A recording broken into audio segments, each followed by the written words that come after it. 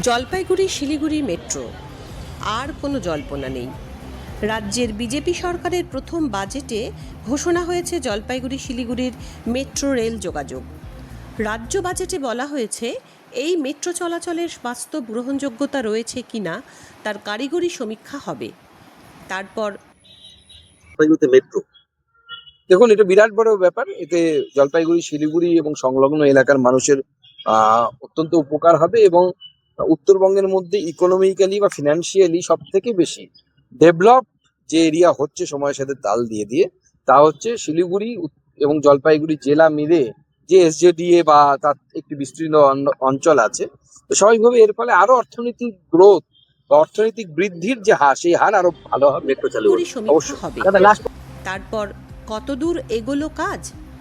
খবর সত্যির হাতে এসেছে প্রাথমিক পরিকল্পনার খবর। জাতীয় সড়ক লাগোয়া জলপাইগুড়ি শহরের কোনো জায়গায় হতে পারে মেট্রো স্টেশন বলে জানা গেছে। জলপাইগুড়ি শহরে অন্তত 3টি মেট্রো স্টেশন হতে পারে, তার একটি হতে পারে সার্কিট বেঞ্চের কাছাকাছি। জলপাইগুড়ি শহর ছাড়িয়ে মোহিতনগরেও হতে পারে একটি মেট্রো স্টেশন। হাটাপুকুর, তিনবাত্তি, জলপাইমোড় সহ শিলিগুড়িতে একাধিক স্টেশন হতে পারে বলে খবর। পরবর্তীতে সেই মেট্রো যাবে বাগডোগরা পর্যন্ত। এই পথেরই সমীক্ষা শুরু হবে। কিভাবে যাতায়াত করবে জলপাইগুড়ি শিলিগুড়ি মেট্রো? বেশিরভাগ পথটাই মাটির ওপরে উড়াল পুল দিয়ে চলতে পারে। জমি অধিগ্রহণের জটিলতা কাটাতে বর্তমান রেল লাইনের পাশ দিয়েও যেতে পারে মেট্রো লাইন। সেক্ষেত্রে রেল স্টেশনের পাশাপাশি হবে মেট্রো স্টেশন। খবর সত্যি আপনাদের প্রথম জানিয়েছিল জলপাইগুড়ি শিলিগুড়ি মেট্রোর সম্ভাবনার কথা।